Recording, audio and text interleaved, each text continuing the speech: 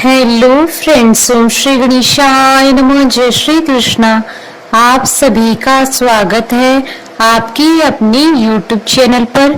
Friends, आज हम आपको इस वीडियो में बताने जा रहे हैं कि श्री कृष्ण जन्माष्टमी का शुभ मुहूर्त, व्रत पालना का समय, पूजा विधि, महत्व, श्री कृष्ण जन्मोत्सव की कथा और श्री कृष्ण जन्माष्टमी पर भगवान श्री कृष्ण को प्रसन्न करने के उपाय और मंत्र के बारे में। फ्रेंड्स, वीडियो शुरू करने से पहले आपसे रिक्वेस्ट है, अगर आप हमारे चैनल पर नए हैं और आपने अभी तक चैनल को सब्सक्राइब नहीं किया है तो प्लीज सब्सक्राइब कीजिएगा चैनल को, साथ ही प्रेस कीजिएगा बेल आइकन को, जिससे नए वीडियो से रिलेटेड नोटिफिकेशन आपको तुरंत प्राप्त हो सके।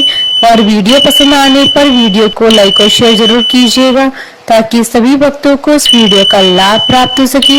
और कमेंट बॉक्स में जय श्री कृष्ण जरूर लिखिएगा। जन्माष्टमी का पर्व देश भर में मनाया जाता है, लेकिन मथुरा वृंदावन में इस त्योहार की अलग ही धूम होती है। खासकर मंदिरों और घरों में लोग बाल गोपाल के जन्मोत्सव का आयोजन करते हैं। बाल गोपाल के लिए पालकी सजाई जाती है। वहीं इस दिन निसंतान दंपति विशेष तौर पर जन्माष्टमी का व्रत रखते हैं। वे बाल गोपाल कृष्ण जैसी संतान की कामना से यह व्रत रखते हैं।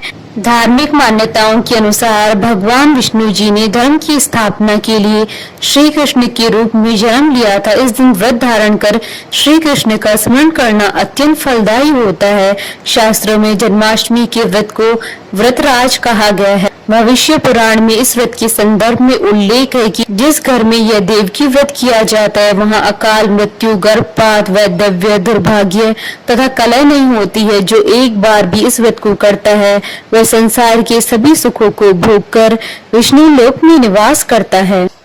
भगवान कृष्ण जी की जन्म स्थली मथुरा में इस त्योहार की विशेष धूम रहती है और इसी के साथ पूरे ब्रज क्षेत्र में जन्माष्टमी का त्योहार धूमधाम से मनाया जाता है।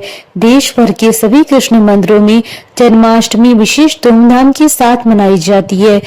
इस अवसर पर लोग घरों में और मंदिरों में झांकियां सजाते हैं, घर में बाल गोपाल का जन्मोत्सव मनाते हैं। जो निसंतान दंपति जन्माष्टमी का व्रत करते हैं, भगवान उनकी मनोकामना जल्दी पूर्ण करते हैं और उनके घर में उत्तम और तेजस्वी संतान का जन्म होता है। सनातन धर्म में इस त्योहार का विशेष महत्व माना गया है। इस दिन भगवान कृष्ण के भक्त विधि विधान से उनका व्रत करते हैं। मान्यता है कि इस दिन पूरी श्रद्धा भाव से पूजा करने से भगवान सबकी मनोकामनाएं शीघ्र ही पूर्ण करते हैं। वहीं ज्योतिष में इस व्रत का खास महत्व माना गया है। जिन लोगों की कुंडली में चंद्रमा कमजोर होता है उनके लिए व्रत करना बहुत ही फायदेमंद होता है। संतान प्राप्ति के लिए व्रत करना बहुत उत्तम माना गया है। जो अविवाहित लड़कियां इस व्रत को रखकर कान्हा जी को झूला झुलाती है उनके विवाह की शीघ्र योग बनते हैं। हिंदू पंचांग के अनुसार भगवान श्री कृष्ण जी का जन्म भाद्रपद मास के कृष्ण पक्ष की अष्टमी तिथि को रोहिणी नक्षत्र, हर्षण योग और वृषभ राशि के चंद्रमा में हुआ था। इसी कारण हर साल इस दिन को श्री कृष्ण जन्माष्टमी के रूप में मनाया जाता है। साल 2025 में श्री कृष्ण जन्माष्टमी का पावन पर्व 15 व 16 अगस्त 2025 शुक्रवार और शनिवार के दिन है। भाद्रपद कृष्ण अष्टमी तिथि का प्रारंभ होगा 15 अगस्त 2025 को रात्रि 11:49 पर और भाद्रपद कृष्ण अष्टमी तिथि का समापन होगा 16 अगस्त 2025 को रात्रि 9:34 पर। यदि जन्माष्टमी का पर्व अलग अलग दो तिथि में मनाया जाता है तो ऐसी स्थिति में पहले दिन जन्माष्टमी स्मार्त संप्रदाय वाले मनाते हैं और दूसरी तिथि को वैष्णव संप्रदाय के लोग जन्माष्टमी मनाते हैं। जन्माष्टमी मनाने के लिए वैष्णव संप्रदाय वाले अष्टमी तिथि और रोहिणी नक्षत्र को प्राथमिकता देते हैं, वहीं स्मार्त निश्चिता काल की समय को प्राथमिकता देते हैं। हालांकि उत्तर भारत में स्मार्त और वैष्णव जन्माष्टमी में कोई भेद नहीं होता, दोनों ही संप्रदाय के लोग एक ही दिन धूमधाम से जन्माष्टमी मनाते हैं। फ्रेंड्स, अब आइए जानते हैं साल 2025 की जन्माष्टमी की शुभ मुहूर्त के बारे में। हिंदू पंचांग के अनुसार साल 2025 में जन्माष्टमी का पर्व 15 व 16 अगस्त 2025 शुक्रवार और शनिवार के दिन है। भाद्रपद कृष्ण अष्टमी तिथि प्रारंभ होगी 15 अगस्त 2025 को रात्रि 11:49 पर और भाद्रपद कृष्णाष्टमी तिथि का समापन होगा 16 अगस्त 2025 को रात्रि 9:34 पर। रोहिणी नक्षत्र का प्रारंभ होगा 17 अगस्त 2025 को 4:38 पर और रोहिणी नक्षत्र का समापन होगा 18 अगस्त 2025 को 3:17 पर। जो लोग श्री कृष्ण जन्माष्टमी का व्रत 15 अगस्त को करेंगे उनके लिए निशिता काल पूजन का समय रहेगा रात्रि 12:10 से रात्रि 12:53 तक। कुल अवधि 44 मिनट है। और दही हांडी का पर्व 16 अगस्त 2025 शनिवार के दिन है। धर्म शास्त्रों के अनुसार व्रत पारण के लिए समय रहेगा 16 अगस्त 2025 को रात्रि 9:34 के बाद। धर्मशास्त्रों के अनुसार वैकल्पिक व्रत के पारण का समय रहेगा 16 अगस्त 2025 को सुबह 5:59 के बाद। देव पूजा विसर्जन आदि के बाद अगले दिन सूर्योदय पर पारण किया जा सकता है। पारण के दिन अष्टमी तिथि की समाप्ति रात्रि 9:34 पर होगी। वर्तमान समाज में प्रचलित 15 अगस्त की जन्माष्टमी के व्रत के पारण का समय रहेगा रात्रि 12:53 के बाद। क्योंकि भारत में कई स्थानों पर पारण निशिता यानी हिंदू मध्य रात्रि के बाद किया जाता है। और इस्कॉन में जन्माष्टमी का पर्व 16 अगस्त 2025 शनिवार के दिन मनाया जाएगा। और 16 अगस्त के दिन जन्माष्टमी व्रत की निशिता काल पूजन का समय रहेगा रात्रि 12:09 से रात्रि 12:53 तक। कुल अवधि 44 मिनट है। इस्कॉन के अनुसार व्रत पारण का समय रहेगा 17 अगस्त 2025 को सुबह 5:59 के बाद। और मध्य रात्रि का क्षण रहेगा रात्रि 12:31 पर। चंद्रोदय का समय रहेगा रात्रि 11:42 पर। साल 2025 की कृष्ण जन्माष्टमी के दिन सर्वा सिद्धि योग, रवि योग, अमृत सिद्धि योग का शुभ संयोग भी बन रहा है। इन दुर्लभ महासंयोगों के बनने के कारण साल 2025 की श्री कृष्ण जन्माष्टमी का महत्व कई गुना अधिक बढ़ जाता है। इन योगों में भगवान श्री कृष्ण जी की पूजा करने और व्रत करने पर जातक को अनंत गुना लाभ की प्राप्ति होगी और जातक के घर में धन धान्य की वृद्धि होगी। फ्रेंड्स, आप हमारे चैनल पर ज्वाइन बटन को दबाकर हमारे चैनल के मेंबर भी बन सकते हैं। हम हमारे चैनल के मेंबर्स के कमेंट्स को टॉप प्रायोरिटी पर रखकर उनका रिप्लाई करते हैं। फ्रेंड्स, अब आइए जानते हैं जन्माष्टमी पर भगवान श्री कृष्ण जी को प्रसन्न करने के लिए किए जाने वाले उपाय और मंत्र के बारे में। गाय को प्रतिदिन चारा खिलाएं। अगर ऐसा करना आपके लिए संभव नहीं है तो जन्माष्टमी पर गाय को चारा अवश्य खिलाएं। अपने घर में बनी पहली रोटी प्रतिदिन गाय को जरूर खिलाएं। ऐसा करने से आपको गौ माता के आशीर्वाद के साथ साथ भगवान कृष्ण और अन्य देवी देवताओं का आशीर्वाद मिलता है। गाय को जन्माष्टमी के दिन चना जरूर खिलाएं। गुड़ के साथ साथ चना गाय का सर्वोत्तम आहार माना गया, इसलिए अपनी क्षमता के अनुसार जन्माष्टमी पर गाय को गुड़ और चना खिलाएं। जन्माष्टमी के दिन गाय को स्नान जरूर कराएं। गाय को स्नान कराने का पुण्य मानो भगवान श्री कृष्ण के साथ साथ 35 करोड़ देवी देवताओं के स्नान कराने के पुण्य के समान माना गया है। क्रीम कृष्णाय नमः ये श्री कृष्ण जी का मूल मंत्र है। इस मंत्र का जन्माष्टमी के दिन जाप करने से अटका हुआ धन प्राप्त होता है और साथ ही घर परिवार में सुख की वर्षा होती है।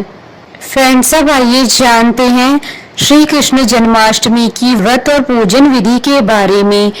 इस व्रत को बहुत से भक्त निर्जला भी रखते हैं और मध्य रात्रि में भगवान के जन्म के बाद जल और फल ग्रहण करते हैं। वहीं कुछ लोग फलाहारी व्रत रखते हैं, लेकिन पूजा विधि के नियम सभी के लिए एक ही होते हैं। जन्माष्टमी का व्रत करने वालों को सप्तमी तिथि से सात्विक भोजन करना चाहिए। इसके बाद अष्टमी तिथि को सुबह स्नान करके बाल गोपाल की पूजा करें और व्रत का संकल्प लें।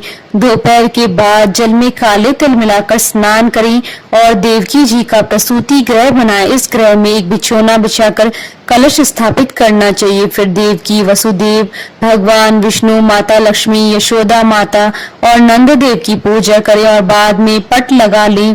रात में 12 बजे भगवान की चौकी पर लाल या पीले रंग का कपड़ा बिछाएं और भगवान कृष्ण जी की मूर्ति या तस्वीर स्थापित करें और बाल गोपाल को पंचामृत और गंगा जल से स्नान कराएं और नए वस्त्र पहनाकर उनका श्रृंगार करें। जन्म के दौरान नंद के आनंद भयो जय कन्हैया लाल की जरूर गाएं। श्रृंगार में बाल गोपाल को पीले रंग की पोशाक पहनाएं, मुकुट पर मोर पंख लगाएं, चंदन की माला पहनाएं और बांसुरी चढ़ाएं। साथ ही भगवान के पास गाय भी रखें। श्रृंगार के बाद भगवान को रोली और अक्षत लगाएं और फिर माखन मिश्री का भोग लगाएं। धूप दीप से आरती करें। भोग में तुलसी के पत्ते का प्रयोग जरूर करें। इसके बाद भगवान को झूला झुलाने की परंपरा का पालन करें। फिर चंद्रमा को अर्घ्य दें। इसके बाद बाल गोपाल से पूरे परिवार समेत आशीर्वाद लें। फिर आप अपना व्रत खोल सकते हैं। जन्माष्टमी के दिन भगवान कृष्ण की 3 समय पूजा की जाती है। पहले सूर्योदय के समय स्नान के बाद कृष्ण जी की पूजा होती है। दूसरी देवकी सूतिका गृह के निर्माण के दौरान की जाती है। इसमें कृष्ण जी के साथ माता देवकी की पूजा की जाती है। तीसरी मध्य रात्रि में 12 बजे जन्म के बाद विधि विधान से पूजा की जाती है। इसके बाद धूमधाम से जन्मोत्सव मनाया जाता है। जन्माष्टमी के दिन माखन मिश्री के अलावा खीर का भी भोग लगाया जाता है। मथुरा में माखन मिश्री के अलावा पाग नाम का मिष्ठान भी बनाया जाता है। इसके अलावा 5 फल, मेवा, पंजीरी और पकवान और सबसे महत्वपूर्ण माखन मिश्री होना जरूरी माना गया है। माखन मिश्री कृष्ण जी को बहुत प्रिय है।